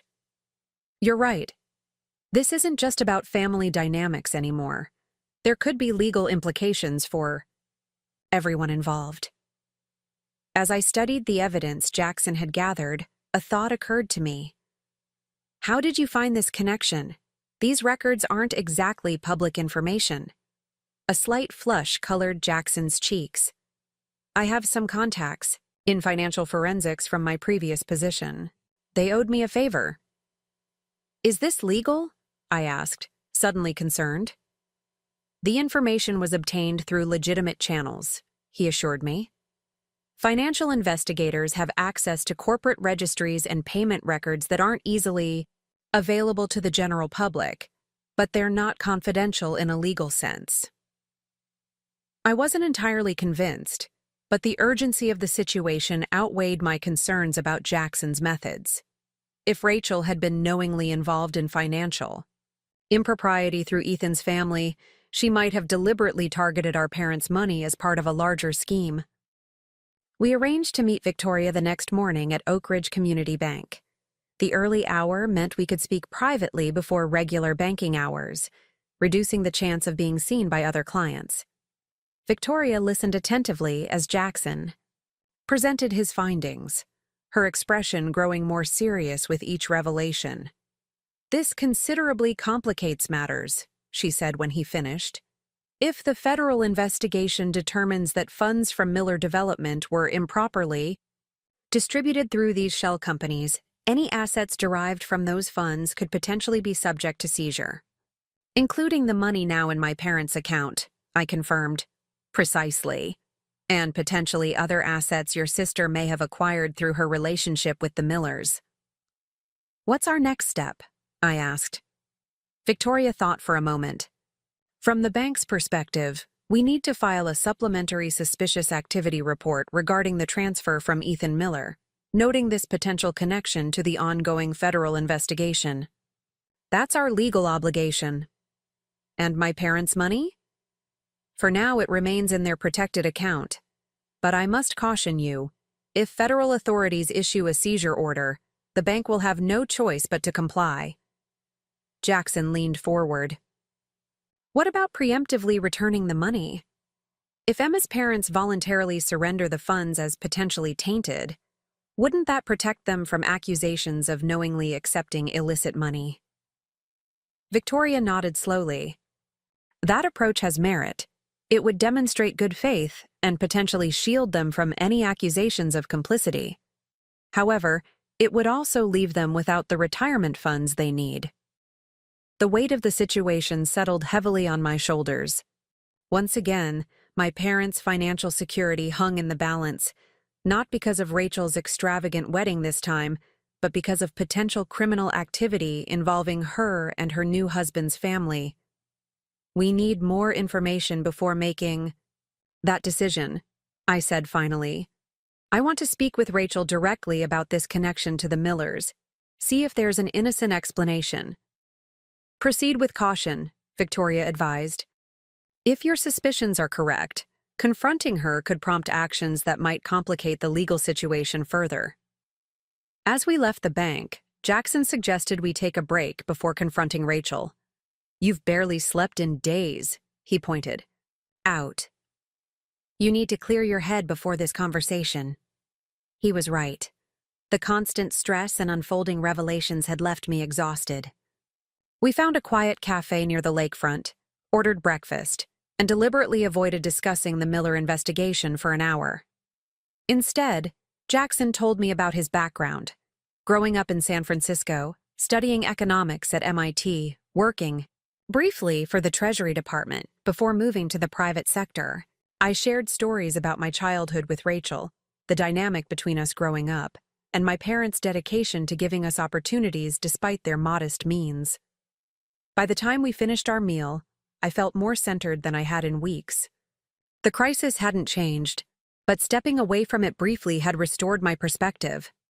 "Thank you," I told Jackson as we walked along the lake afterward. "For everything. The investigation, the support, even forcing me to take a break." He smiled, the morning sunlight catching in his dark eyes. "That's what partners do." "Partners?" I echoed, raising an eyebrow. "In crime fighting," he clarified quickly, then laughed at himself. That sounded less corny in my head. I found myself laughing too, the tension of the morning momentarily broken. The sound surprised me. I couldn't remember the last time I'd genuinely laughed since discovering my parents' empty accounts. The moment of lightness was short-lived. My phone rang, displaying my mother's number. "Emma, are you busy?" She sounded anxious. "Rachel is here. She's very upset and saying something about the money Ethan gave us being complicated. Your father and I don't understand what's happening." My heart sank. Somehow Rachel had learned about our investigation. "I'll be right there, Mom. Don't make any decisions or sign anything until I arrive." I turned to Jackson. "Rachel's at my parents' house talking about the money. She must have found out what we discovered." "I'll come with you," he said immediately. "No, this needs to be family first, but stay close to your phone. I may need your expertise." 30 minutes later, I was walking into my parents' living room, where a scene of tension was unfolding. Rachel paced back and forth while my parents sat on the sofa, looking bewildered and anxious. "Emma," Mom said with evident relief, "Rachel says there might be problems with the money Ethan gave us." Rachel stopped pacing and stared at me. Her eyes were red-rimmed, her usual poise absent. "You've been investigating me again," she said, flatly. "Going through old business records, talking to the bank about my past." I kept my voice calm. "How did you find out?" "Ethan got a call from their corporate attorney. The bank filed some kind of report connecting his transfer to my old design business. He's furious, convinced I told you about visionary concepts." "But you didn't," I noted. "Because you've been lying about how you met Ethan and your entire relationship with his family."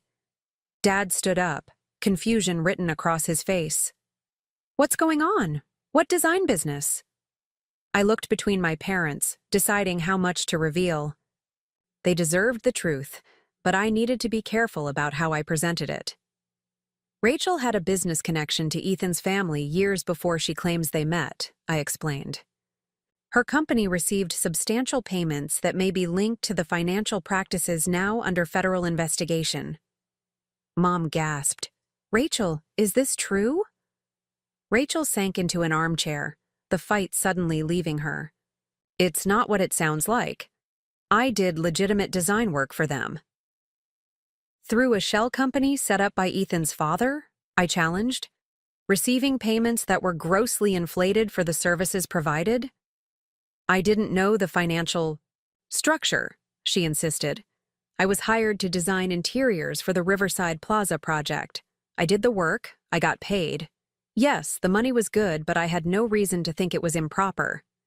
"And meeting Ethan by chance at a charity gala 18 months ago? Was that part of the arrangement too?" A flush spread across Rachel's cheeks. "We had met briefly during the project, but the relationship didn't develop until later. The gala story is simpler, more romantic. It's what people expect." "People expect the truth from family," Dad said quietly, disappointment evident in his voice. Rachel looked at our father, tears welling in her eyes. "I'm sorry. For everything. The wedding money, the lies about how Ethan and I met. But I never, ever intended to involve you in anything illegal." "Yet here we are," I said, "with potentially tainted money in your account, Dad. Money that federal investigators might determine came from illegal activities." Mom's hand flew to her mouth. Could we go to jail? No, I assured her quickly.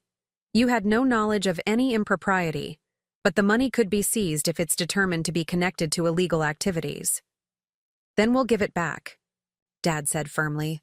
I won't keep money that isn't clean no matter how much we need it. Rachel buried her face in her hands. This is all falling apart. Ethan is talking about separation. His family blames me for drawing attention to the company's finances. And now I've put you both at risk. Despite everything, I felt a flicker of sympathy for my sister.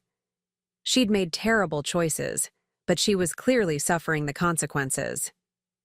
We need to be strategic here, I said, drawing on Jackson's approach.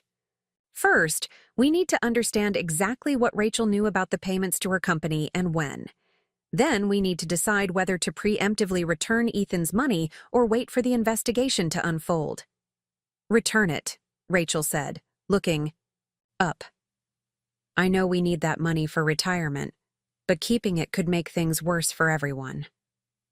And what would Mom and Dad live on? I challenged. Rachel met my eyes directly. I have some savings left. Not much after paying debts, but enough to help in the short term. And I'll get a real job. Not influencer work, but actual design or marketing. I'll contribute monthly to rebuild what I took. The offer seemed sincere, but I'd learned to be cautious about Rachel's promises. What about your lifestyle? Your image? She laughed bitterly. That's over, Emma. My follower count has dropped by 30% since the wedding scandal broke. 2 major sponsors have publicly severed ties with me. The carefully constructed image of Rachel Davis, influencer extraordinaire, is crumbling as we speak. Before I could respond, my phone buzzed with a text from Jackson. Federal agents just entered Miller Development offices with new warrants. Things are escalating. Call when you can. I showed the message to my family. We need to act quickly. If the investigation is intensifying, the money in your account could be frozen at any moment. Then let's return it now, Dad said, standing up with determination. I want no part of this mess. I agree, Mom added. We managed before this. Money, we'll manage again. I looked at Rachel, who nodded in agreement. It's the right thing to do. Within the hour, we were at Oak Ridge Community Bank, meeting with Victoria in her private office. I explained our decision to preemptively return the funds to Ethan's account, citing concerns about the source of the money given the ongoing investigation. Victoria processed the transaction efficiently, providing documentation of the return and noting the reason in the bank's records. This demonstration of good faith will be noted if questions arise later, she assured my parents. As we were preparing to leave, Victoria asked to speak with me privately. My parents and Rachel waited in the lobby while I returned to her office. There's something you should know, Victoria said once we were alone. Your proactive approach in this matter has been noticed. I received a call this morning from a colleague at Huntington Bank. They're looking for a new financial advisor with experience in wealth protection, particularly for vulnerable clients. I blinked in surprise. Are you recommending me for a job? She smiled. Your handling of this situation has demonstrated exactly the kind of judgment and ethical backbone they're seeking. It would be a significant step up from your current position. More responsibility, better compensation. If you're interested, I'd be happy to make a formal introduction. The offer caught me completely off guard. In the midst of crisis management, I hadn't considered how my actions might be viewed professionally. I would appreciate that. Thank you. Good. I'll set up a meeting for next week. And Emma, she added as I turned to leave. Your parents are fortunate to have you looking out for them. The compliment warmed me, a bright spot in what had otherwise been a challenging day. When I rejoined my family in the lobby, Rachel gave me a questioning look. What was that about? She asked as we exited the bank. A potential job opportunity. Actually, something with more responsibility. Of course, she said. with a hint of her old competitiveness. Even in the middle of a crisis, you managed to advance your career. I bristled at the tone, ready to fire back defensively. But the look in Rachel's eyes wasn't jealousy. It was something closer to admiration. I mean it as a compliment, she clarified, perhaps sensing my reaction. You've handled this entire situation like a professional. I've been nothing but chaos and poor decisions. We reached my parents' car, where Dad was helping Mom with her seatbelt.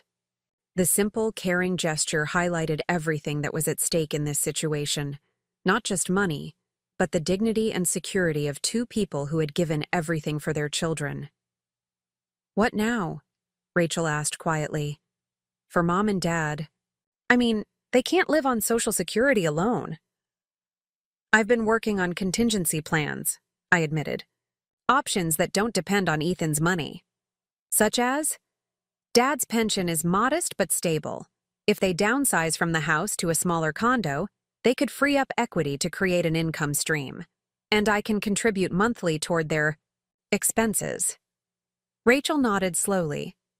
"I want to help too. For real this time, not with empty promises." I studied my sister, trying to gauge her sincerity. The past weeks had revealed so many layers of deception that trust didn't come easily anymore. Yet something in her expression seemed different, a humility that I'd never associated with Rachel before. "Actions, not words," I said finally. "They need consistent support, not grand gestures." "I understand that now," she replied, "more clearly than you might think." We rejoined our parents, and I drove them home, discussing practical next steps, now that their retirement account was once again depleted. Rather than despair, they showed remarkable resilience, particularly Mom, who immediately began listing items they could sell to build a small emergency fund. "Your grandmother's silver," she mused. "I never use it anyway. And those collector plates your father accumulated." "Not the baseball commemoratives," Dad protested weakly, but his heart wasn't in it. We all recognized the necessity of sacrifices now. After settling my parents at home, I drove Rachel back to her condo. The silence between us was heavy with unspoken questions and lingering tension. "Ethan won't be there," she said abruptly as we neared downtown. "He's staying at the company apartment until we reassess our situation," as he puts it. "I'm sorry," I said, meaning it despite everything. "This can't be easy." Rachel stared out the window at the passing city. "You know what the worst part is? I actually love him. Despite the complicated way we met, despite the business entanglements, I genuinely fell in love with Ethan. And I think he loved me too, before all this exploded." Her vulnerability in that moment was striking. For years, Rachel had presented herself as the sister who had everything: looks, charm, a glamorous career, and now a wealthy husband. Seeing her stripped of those external validations revealed the person underneath, complicated, flawed, but undeniably human. "What will you do if the marriage doesn't survive this?" I asked gently. She was quiet for so long I thought she might not answer. When she did, her voice was steady. "Start over. Get a real job using my actual skills, not just my appearance. Find a place I can afford on my own. Learn to live without an audience for every moment of my life." "That sounds healthy," I observed. "It sounds terrifying," she corrected with a sad smile. "But necessary. I've been living in a house of cards, Emma. The perfect image, the curated life, the aspirational relationship. None of it was solid. This collapse was probably inevitable." We pulled up outside her building, but Rachel made no move to get out of the car. Instead, she turned to face me directly. "I need to tell you something," she said, her expression serious. "About the investigation into Miller Development." My hands tightened on the steering wheel. "What about it?" "Ethan talked in his sleep the night after the wedding. He mentioned something about his father and offshore accounts. I didn't think much of it at the time, I was dealing with the fallout from your toast and the bank's actions. But now, with everything we know, you think the Millers might have been moving money overseas? I finished for her. She nodded. And there's more. Last week, before you discovered the connection between my old design firm and their company, Ethan asked me to sign some backdated documents. He said it was standard paperwork that had been overlooked during the wedding preparations. I signed without reading everything carefully. Alarm bells rang in my mind.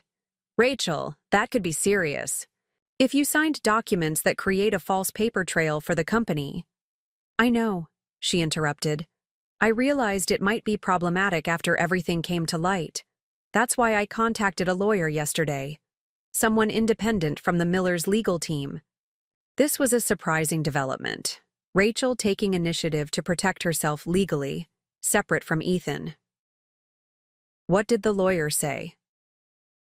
That I should gather any communications or documents related to my work for Sterling Design Consultants and Visionary Concepts.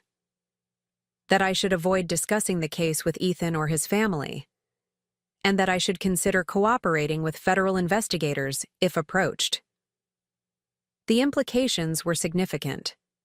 If Rachel had been unwittingly involved in the Millers' financial schemes, cooperating with investigators could help her avoid serious legal consequences, but it would almost certainly end her marriage and potentially implicate her new husband and his family. Have you been approached by investigators yet? I asked. No, but my lawyer thinks it's only a matter of time, especially now that the bank has flagged the connection between my old company and the Millers. I absorbed this information, trying to think several steps ahead. What do you need from me? The question seemed to surprise her. Perhaps she'd expected judgment or criticism rather than an offer of help. Honestly, support. I'm facing the collapse of my marriage, possible legal jeopardy, and the end of my influencer career all at once. I feel untethered. The word choice was revealing. Rachel had always been the sister who seemed perfectly anchored in her confidence and social presence. Now she was adrift, searching for solid ground. You have it, I said simply. Support. Despite everything. Relief washed over her face. Thank you. That means more than you know. As she finally moved to exit the car, I found myself asking one last question. The wedding, Rachel. Was it all just for show? Part of some plan connected to the Millers' business? She paused, half out of the vehicle. The scale of it was for show. The extravagance, the social media spectacle. That served multiple purposes, including boosting my profile and cementing the Millers' image as Chicago royalty. But wanting to marry Ethan? Her voice softened. That part was real. After dropping Rachel off, I drove directly to Jackson's apartment. He buzzed me up immediately, greeting me at the door with evident concern. I've been trying to reach you, he said, ushering me inside. The situation with Miller Development is developing rapidly. His dining room investigation center had expanded, now featuring printouts of news articles taped to the wall alongside the financial documents. Federal agents executed search warrants at 3 Miller properties today, he explained, pointing to a Chicago Tribune article. Their main offices, Robert Miller's home, and a storage facility registered to the company. The investigation appears to be accelerating. Rachel thinks it involves offshore accounts, I said, summarizing my conversation with my sister, and she's consulted an independent lawyer about potentially cooperating with investigators. Jackson's eyebrows rose. That's significant. If she has insider knowledge about the Millers' financial practices, even secondhand through Ethan, she could be a valuable witness. Or target, I pointed out. She admitted to signing backdated documents at Ethan's request just last week. Definitely concerning, Jackson agreed. But her proactive approach in seeking independent legal counsel and returning the money to separate your parents from the situation demonstrates good faith. That counts for a lot in these investigations. I sank onto his sofa, suddenly exhausted by the day's developments. We returned the money, but that leaves my parents with essentially no retirement savings. Again. Jackson sat beside me, close, enough that I could smell his subtle cologne. You mentioned contingency plans to Rachel. What are you thinking? I outlined the options I'd been considering. Having my parents downsize to free up home equity, combining Dad's pension with Social Security, supplementing their income with regular contributions from Rachel and me. It could work, I concluded, but it would be tight. They'd have almost no buffer for emergencies or unexpected expenses. Jackson was quiet for a moment, seemingly deep in thought. What if there was another option? One that provided more security without depending on the Millers' money? I'm open to suggestions, I said. Your background is in financial advising. Mine is in financial fraud prevention and wealth protection. Together we have expertise that's valuable, particularly in this current climate where financial exploitation of seniors is a growing concern. I frowned, not following his train of thought. What are you suggesting? A partnership, he said, his eyes brightening with enthusiasm. A specialized advisory firm focused on wealth protection for vulnerable populations, seniors, recent widows, people with cognitive impairments. Victoria already mentioned that Huntington Bank is interested in your approach to these issues. What if, instead of taking a position there, you proposed a contracted service relationship? The bank refers clients to our firm for specialized protection, services, and we build a business around preventing exactly the kind of exploitation your parents experienced. The idea was unexpected, but immediately compelling. I'd been so focused on crisis management that I hadn't considered how this experience might translate into a new professional direction. That's actually brilliant, I admitted. But starting.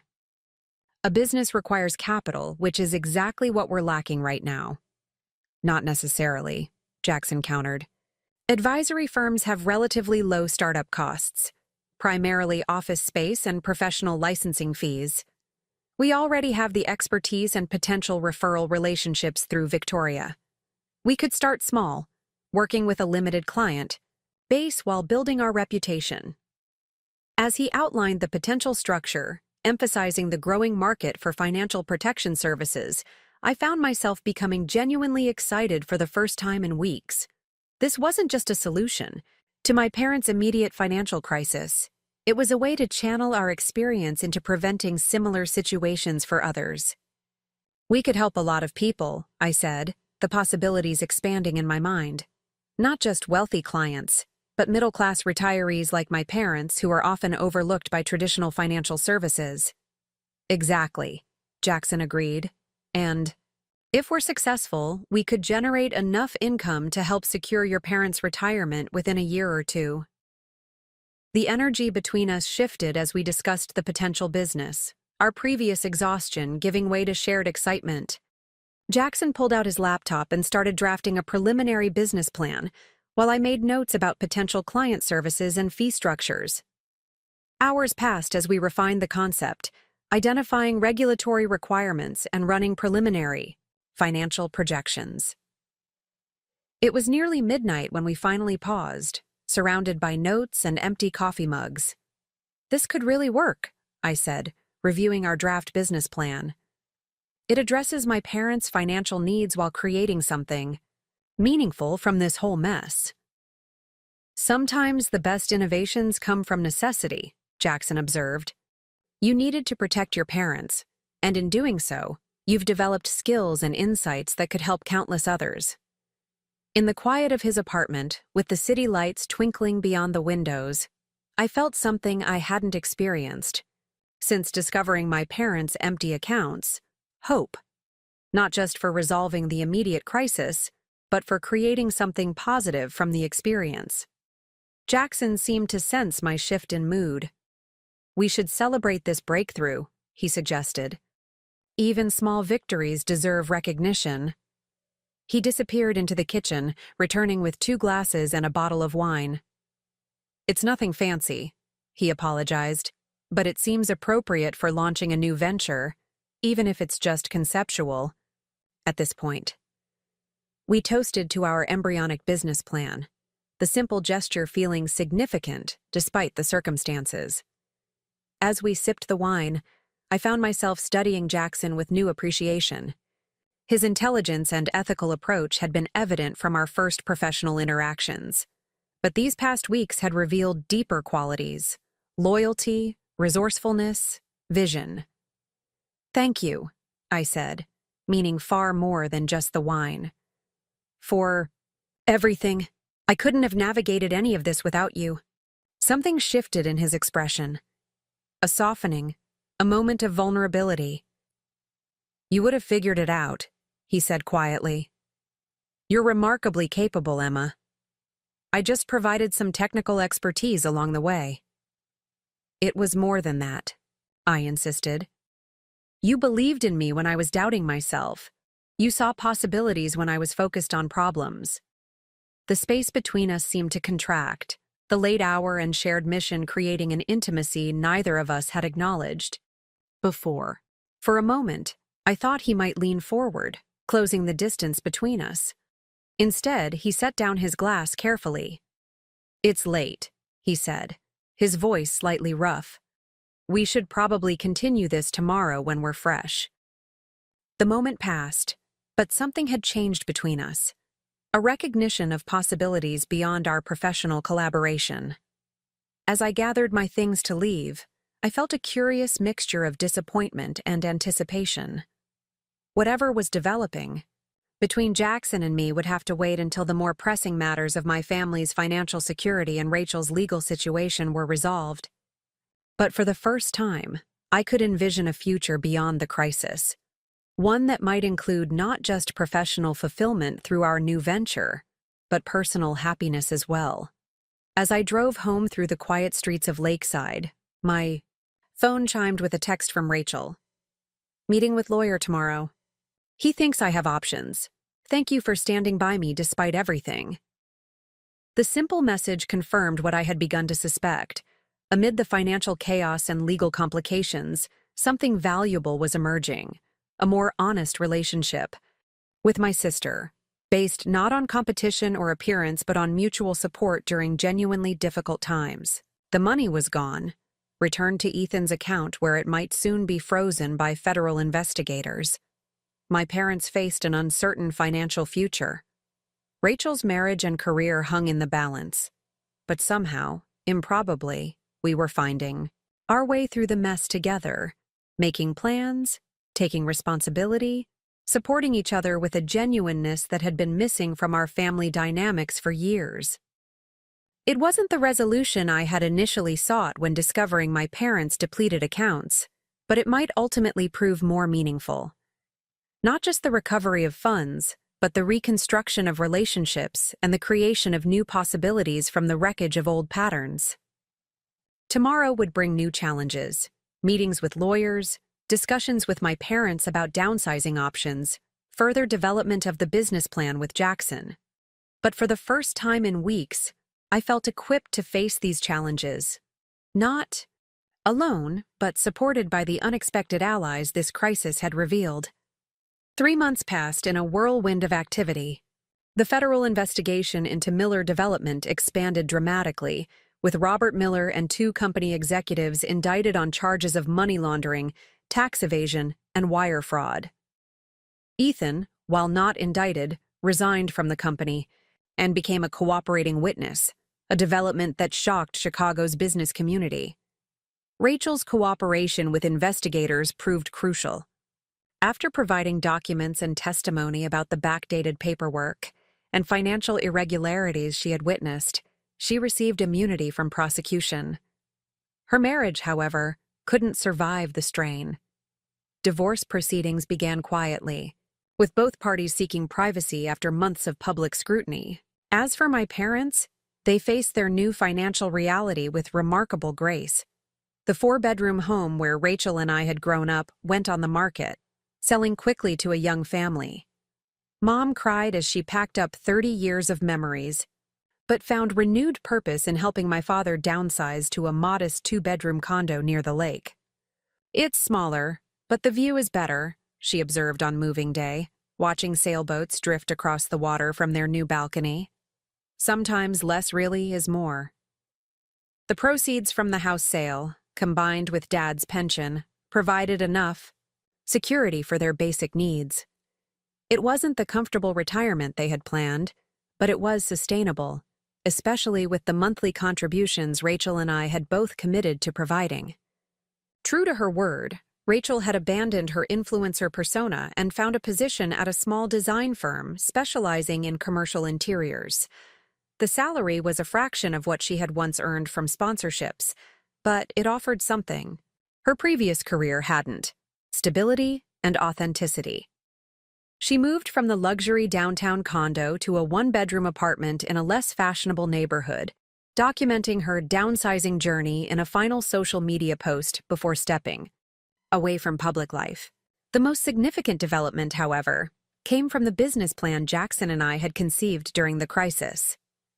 What began as a late-night concept had evolved into Davis Chen Financial Protection Services, a specialized advisory firm focused on preventing financial exploitation of vulnerable populations. Victoria's introduction to Huntington Bank had proved invaluable, resulting in a formal referral partnership that provided our first clients. Word spread quickly in banking circles about our niche expertise, and by our 3rd month of operation, we had engaged with 27 clients, mostly seniors with substantial assets but limited financial literacy. Our office, a modest space in a historic building near Lakeside's business district, hummed with activity as we expanded to include a paralegal specializing in elder law and a former fraud investigator who helped track suspicious financial patterns. We've received another referral from Northwestern Memorial's Geriatric Social Work Department, Jackson announced, entering my office with a fresh coffee in each hand. A widower whose adult children are concerned about a financial advisor who's been pushing inappropriate investments. I accepted the coffee gratefully. Our 4th hospital referral this month. The outreach to medical professionals is paying off, as is your presentation to the Lakeside Rotary Club. 3 of our newest clients mentioned your talk about financial vulnerability following major life transitions. The business was growing faster than we had projected, validating our belief that traditional financial services were failing to address the specific needs of at-risk populations. More importantly, the work felt meaningful, a direct response to the exploitation my own parents had experienced. Jackson settled into the chair across from my desk, loosening his tie slightly. "Have you reviewed the quarterly projections?" I nodded, pulling up the spreadsheet on my monitor. "If growth continues at this rate, we'll be able to increase our contributions to my parents' fund by January. And hire that marketing specialist we've been discussing," he added, "though I still think Rachel would be perfect for the role. Her design background combined with her personal experience with financial complications makes her uniquely qualified to communicate our services." The suggestion didn't surprise me. Jackson had mentioned the possibility before, recognizing Rachel's potential value to our growing firm despite her complicated history. "She's still finding her footing at the design studio," I said, "but I'll mention it when the time is right. She might appreciate the opportunity to use her experience." Constructively, Jackson's smile held a warmth that had become increasingly familiar over the past months. Our professional partnership had gradually evolved into something more personal, though we'd been careful to keep boundaries clear during the critical launch phase of the business. "Speaking of family," he said, checking his watch, "aren't you meeting your parents and Rachel for dinner tonight?" "Yes, at Castellanos. It's their 40th anniversary." "A milestone worth celebrating," Jackson observed, even amidst all the changes. The changes had indeed been profound, not just financial and logistical, but emotional as well. The family dynamics had shifted in ways I never could have anticipated when I first discovered my parents' depleted accounts. The crisis had stripped away pretenses, forcing honesty where there had once been competition and surface-level pleasantries. That evening, as I entered Castellanos, a modest Italian restaurant my parents had frequented throughout their marriage, I was struck by the scene before me. Dad helped Mom with her chair, his hand lingering affectionately on her shoulder. Rachel arrived moments after me, carrying a small wrapped gift and wearing a simple dress rather than the designer labels she once favored. "You made it," Mom said, her face lighting up as she spotted us both. My girls, together. We settled at the table, ordering wine and appetizers as Dad regaled us with stories from their early married years, many of which we'd heard before but enjoyed nonetheless. The easy laughter and genuine affection around the table felt like a precious gift after months of tension and uncertainty. During a lull in the conversation, Rachel reached into her purse and withdrew an envelope, sliding it across the table. To our parents. "It's not much," she said, a slight nervous tremor in her voice, "but it's something I wanted you to have." Mom opened the envelope and gasped softly. Inside was a check, not for a large amount, but significant given Rachel's new financial circumstances. "It's the first quarterly interest payment from my settlement," Rachel explained. Ethan had agreed to a modest financial settlement in their divorce, acknowledging his role in involving her with his family's business dealings. "I'm putting most of the principal into secure investments, but the interest, that's for you, every quarter, for as long as it generates returns." Dad's eyes glistened as he reached for Rachel's hand. "You don't need to do this, honey." "I do," she insisted. "It's not about obligation. It's about showing you, with actions not just words, that I understand what matters now." The moment was charged with emotion, not just Rachel's gesture, but the journey it represented. From taking their retirement, savings to establishing a sustainable way to contribute to their security, she had come full circle.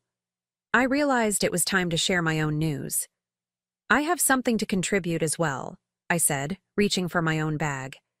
"Jackson and I have been reviewing the performance of Davis Chen Financial Protection Services, and we've created this."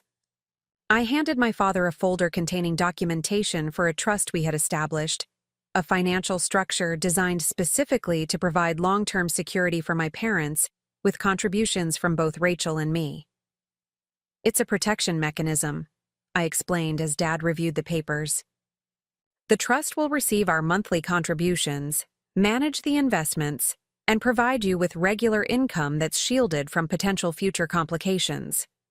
No one can empty these accounts without multiple authorizations and documented, legitimate purpose." Mom looked between Rachel and me, tears welling in her eyes. "After everything that happened, you two are still taking care of us. And even more remarkably, you're working together to do it." "We learned from the best," Rachel said softly.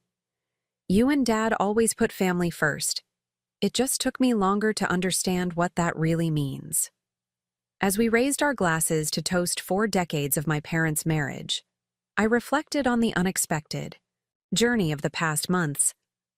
What had begun with a devastating discovery, my sister emptying our parents' accounts for her wedding, had ultimately led to a more authentic family connection than we'd had in years. The path hadn't been easy.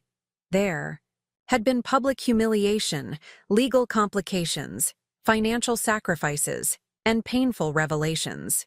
Yet somehow, through it all, we had emerged stronger, not despite the challenges, but because of how we had faced them together. Later that evening, as I walked Rachel to her car, she paused under the restaurant's awning. "Do you think we would have found our way to this kind of relationship if everything hadn't imploded?" she asked. I considered the question honestly. Probably not. We were too set in our patterns. You as the golden child, me as the responsible one. We needed something to break those roles open. She nodded, pulling her light jacket closer against the evening breeze. "I'm almost grateful in a strange way. Not for what happened to Mom and Dad, of course, but for the wake-up call. I was living a life built entirely on appearances. And now? A small, genuine smile crossed her face. Now I'm just living. No filters, no audience, no performance. It's terrifying and liberating all at once. We embraced before she drove away, the gesture natural in a way it hadn't been since childhood. As I watched her taillights disappear around the corner, my phone buzzed with a text from Jackson. "How was the anniversary dinner?" "Perfect," I replied simply. "Family is complicated, but worth fighting for." His response came quickly. "Speaking of fighting for what matters, dinner tomorrow? Just the two of us this time." I smiled at the message, typing back a confirmation before turning toward my own car. The future still held challenges. My parents' ongoing financial management, Rachel's continuing legal entanglements with the Miller family, the growth of our new business. But for the first time in months, these challenges felt manageable.